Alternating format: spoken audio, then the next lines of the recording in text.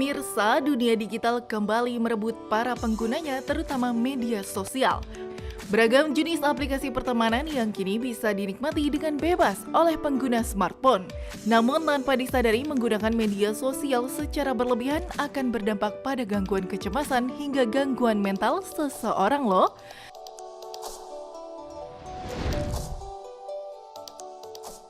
Dalam rangka memperingati Hari Kesehatan Mental atau Jiwa Sedunia, penting untuk kita mulai melakukan pembatasan terhadap penggunaan media sosial.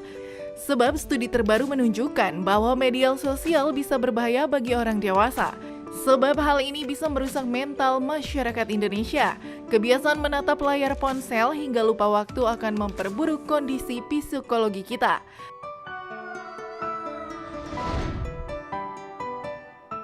Lantas, benarkah pengguna media sosial bisa menyebabkan seseorang kecanduan, bahkan bisa memperburuk kesehatan mentalnya?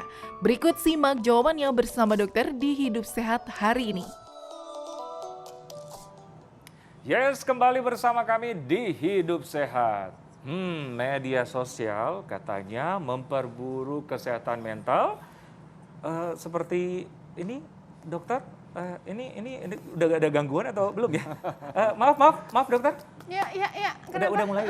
Oh, udah mulai ya Allah. Aduh, ini banyak soalnya banyak yang komen-komen gitu harus segera dijawab gitu biar engagement-nya tinggi. Nah, ini gitu. yang perlu kita ketahui, apakah berpengaruh di kesehatan mental atau tidak. Udah menjawab itu, kita udah kedatangan expertnya nih, Dr. Largo, spesialis kedokteran kesehatan jiwa. Wah, ini nih pengaruh medsos nih. Selamat pagi dokter. Selamat pagi dokter Dokter udah follow saya belum? Oh iya, sudah di follow kayaknya. Iya, Update status dokter. Nanti kalau saya ngepost tuh harus cepet di like ya dok Cepet ya. di like, waduh di medsosnya ya. Baiklah. Nah, kehidupan sekarang ini kan sangat dipengaruhi oleh online atau media sosial kan dokter ya. Nah, ini apakah seberapa besar sih berpengaruh terhadap kesehatan kita pada umumnya dokter? Ya, jadi kesehatan jiwa yang kebetulan nih Dokter Eklas, Dokter Arlin ya dan seluruh pemirsa bahwa hari ini tuh Hari Kesehatan Jiwa Sedunia. Gitu. Jadi temanya adalah menjadikan kesehatan jiwa dan kesejahteraan atau well-being itu menjadi prioritas dalam kehidupan kita. Betul. Nah, setuju. Aspek yang mau kita bahas pada saat ini secara khusus adalah media sosial gitu ya. Jadi pada dasarnya manusia itu memang adalah makhluk sosial yang membutuhkan berinteraksi dengan orang-orang lain untuk bisa terjalinnya suatu perasaan yang nyaman, perasaan yang aman, juga semakin bertumbuh dalam kematangan dan kedewasaan kepribadiannya. Kalau zaman dulu kita face to face gitu ya, ketemu sama orang, berinteraksi. Tapi sekarang ini sudah ada platform media sosial. Nah, ini juga merupakan suatu cara berinteraksi dengan orang lain. Betul. Tapi sayangnya penelitian-penelitian sekarang ini menunjukkan penggunaan media sosial yang berlebihan itu bisa berdampak buruk bagi kesehatan mental seseorang. Gitu. Nah, apa saja gangguan-gangguan yang bisa muncul? Yang pertama, meningkatnya angka gangguan kecemasan atau ansietas. Yang kedua, gangguan depresi. Kemudian merasa diri terisolasi dan kesepian. Dan ada yang kita sebut sebagai FOMO, fear of missing out, gitu. Jadi takut ketinggalan berita, gitu ya. Itu ya. yang paling sering. Jadi makanya di-scroll terus ya, ada apa, what's happening gitu ya kan. Iya, kepo ya. Kepo. Nah, ini nih ya orang-orang seperti ini nih dok, apakah yang tadi dokter sebutkan ya ada 4 keadaan yang bisa terjadi kalau misalnya kita kelewatan atau overdosis sosial media gitu ya dok ya. Itu apakah pada anak-anak juga atau orang dewasa juga atau gimana tuh dok? Ya, jadi media sosial ini terdampak pada semua orang ya. Benar. Sekarang ini kan media sosial sangat mudah diakses lewat smartphone ataupun gadget kita. Artinya setiap saat kita bisa terhubung secara online dengan media sosial tersebut. Nah, ada beberapa hal yang terkait dengan psikologis penggunaan media sosial ini. Pada waktu seseorang menggunakan media sosialnya, ada perasaan membandingkan diri dengan kehidupan orang lain, dengan kehidupan dirinya dan penampilan dirinya. Itu menimbulkan suatu perasaan insecure, merasa diri tidak cukup gitu ya, dan ada perasaan iri juga dengan kehidupan orang lain. Nah, ini bisa menimbulkan dampak yang kurang baik tentunya. Kemudian juga yang kita kenal sebagai FOMO tadi ya, fear of missing out gitu ya. dia selalu berusaha untuk update berita. Karena kalau misalnya dia waktu ngobrol dengan orang lain nanti nggak tahu tentang hal itu, kok kayaknya merasa kurang dengan dirinya. Nah, ini yang menyebabkan penggunaan media sosial itu menjadi berlebihan gitu ya. Baru bangun tidur buka medsos, sebelum tidur buka medsos, kemudian waktu berkendara buka medsos. Nah, ini bisa membahayakan untuk keamanan dan juga untuk keselamatan dari orang tersebut dan orang-orang sekitarnya. Nah, ini yang juga perlu kita perhatikan tentunya dampaknya secara psikologis bagi kesehatan mental seseorang. Bener, tapi itu benar sih. Bahaya Di tuh mana-mana jadinya medsos, ya. bangun tidur medsos, di toilet medsos. Screen time tuh naik gitu ya dok ya. Betul, Nah ini ya. juga berhubungan nih sama fakta mitos yang beredar nih dok. Katanya nih dok, janganlah kita menggunakan media sosial itu lebih dari 2 jam sehari. Ini fakta atau mitos dokter? Ya, ini adalah fakta Oh gitu fakta, ya. jadi maksimal 2 jam. Betul, Ya. maksimal itu 2 jam dan memang penggunaannya untuk waktu santai gitu ya. Kalau tujuannya untuk bekerja atau untuk mendapatkan informasi itu tentunya boleh gitu ya. Ya, sehingga nanti tujuan penggunaan medsos itu perlu kita pahami tujuannya apa sih kita menggunakan medsos ini. Bukan cuma untuk mengisi waktu luang, tapi ada suatu tujuan yang berarti penggunaan medsos tersebut. Nah, jadi ya. tidak akan terjadi terlalu berlebihan pada akhirnya. Benar-benar kita harus memilah-milah ya mana yang berdampak positif untuk kita ya. Betul Oke. sekali. Nah, ini ada pertanyaan yang beredar di masyarakat nih dokter. Penggunaan media sosial secara tidak tepat dan berlebihan itu dapat memberikan dampak negatif baik dari sisi psikologis dan sosial. Itu gimana tuh dok? Ya, itu benar sekali gitu ya. Karena media sosial ini adalah cara orang berinteraksi dengan orang lain. Tetapi misalnya gitu ya, kalau di media sosial platformnya kan banyak sekali like, comment, love, subscribe gitu ya. Tetapi misalnya gitu ya, jempol dari sahabat kita yang mengapresiasi pekerjaan kita secara langsung nggak sama dengan jempol yang dituliskan ataupun yang muncul di media sosial kita gitu ya.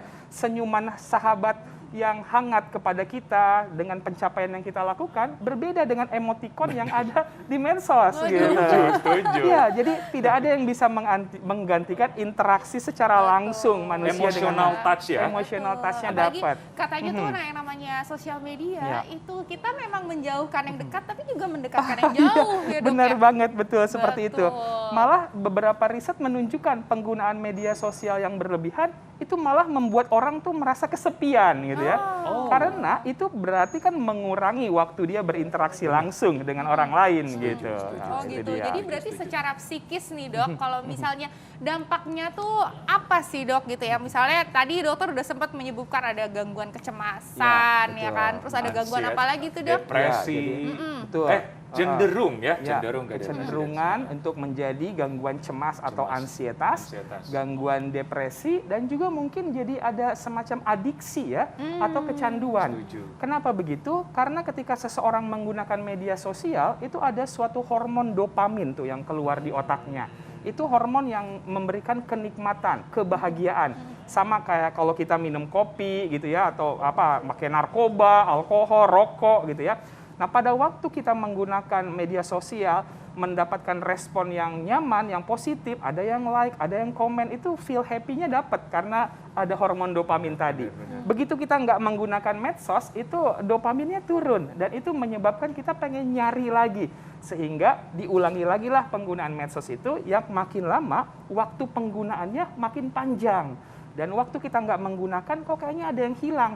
Karena kita nggak punya alternatif untuk memberikan kenyamanan dan kebahagiaan bagi diri kita. Sehingga akhirnya penggunaan medsos menjadi berulang-ulang dan menjadi adiksi atau sudah ketergantungan akhirnya dengan medsosnya. Karena jadi kebutuhan primer ya. Betul. Nah, mengenai kebutuhan ini kan tentunya memang zaman sekarang semua orang itu ya mau nggak mau harus buka medsos gitu kan. Nah, tapi sebenarnya bagaimana sih cara kita untuk mensiasatinya supaya kita tidak jatuh ke dalam jurang-jurang yang tadi sudah disebutkan, gangguan kecemasan, gangguan depresi, gangguan psikis dan sosial dan emosi semuanya itu. Sesaat lagi tetap di Hidup Sehat. Hidup sehat.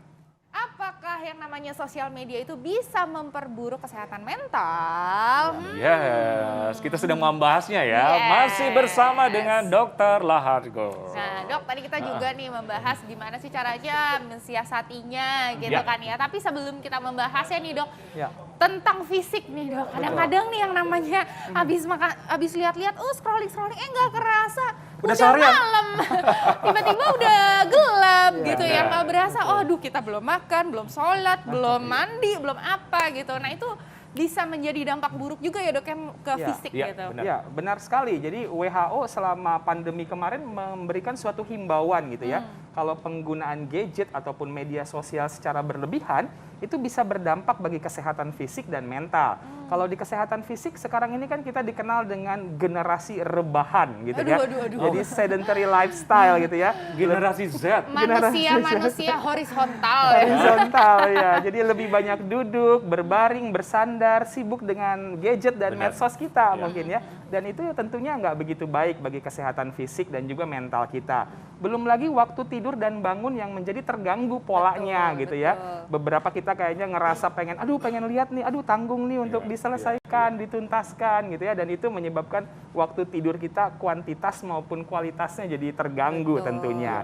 Dan juga konten-konten yang ada di dalamnya ya, itu juga bisa berdampak tidak baik. Dan penggunaan gadget itu kepada tulang, sendi, otot-otot kita. Sekarang kan juga banyak orang membungkuk gitu ya karena sibuk ngelihat ke bawah terus gitu. Itu juga jadi perhatian kita tentang aspek kesehatan fisik selain daripada kesehatan mental yang tadi kita sudah bahas tentunya. Oke, dokter. Nah, fakta mitos selanjutnya nih dokter. Ada juga yang berpikir ingin menghapus akun medsosnya.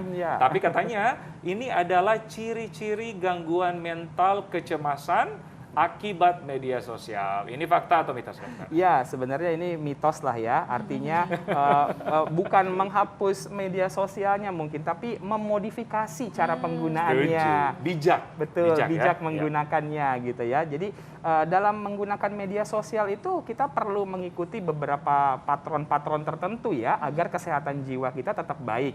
Yang pertama, kita memang harus mengurangi yang namanya screen time, waktu melihat layar. Nah, disampaikan dalam beberapa riset bahwa waktu melihat layar itu maksimal 2 jam memang. Kalau lebih dari 2 jam, pasti ada konsekuensi negatif yang kurang bagus.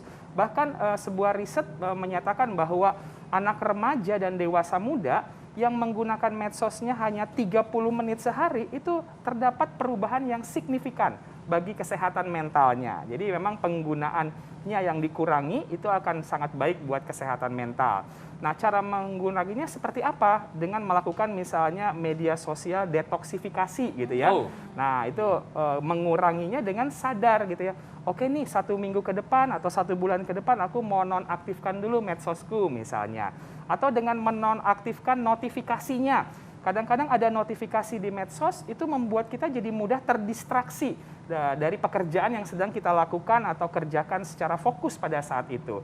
Nah, dengan mengatur limit cek juga kita bisa membuat lebih mudah ya pengaturan medsos ini. Biasanya 15 menit sekali kita ngecek. Ini kita secara sadar mengatur bahwa aku mau ngecek medsos hanya 1 jam atau 2 jam sekali dalam 1 hari misalnya.